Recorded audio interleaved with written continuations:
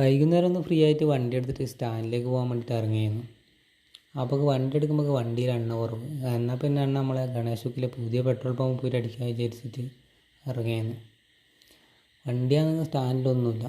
അങ്ങനെ നമ്മൾ പടന്ന ടൗണിലെത്തി. പടന്ന ടൗണിൽ പിന്നെ വൈകുന്നേരം ഒന്നും ചോദിക്കൊന്നും വേണ്ട, ഭയങ്കര ബ്ലോക്കാണ്. മുമ്പിലൊരു ബസ് ഉണ്ട് എന്ന് തോന്നുന്നു. ബസ് ഉണ്ടെങ്കിൽ പിന്നെ ഒന്നും ചോദിക്കണ്ട, ഭയങ്കര ബ്ലോക്കാണ്. അങ്ങനെ നമ്മിപ്പം പോയി ഗണേശുക്കിലെത്തി. ഗണേശുക്കിൽ നിന്ന് 100 മീറ്ററിലോട്ടാണ് നമ്മളെ പുതിയ പെട്രോൾ പമ്പ്. ആടുന്ന് എണ്ണ അടിക്കുമ്പോൾ ഗുണമെന്ന് വെച്ചാൽ 2 വീലിനും 3 വീലിനും 300 മീറ്റർ അടിക്കുമ്പോൾ കൂപ്പൺ കിട്ടും.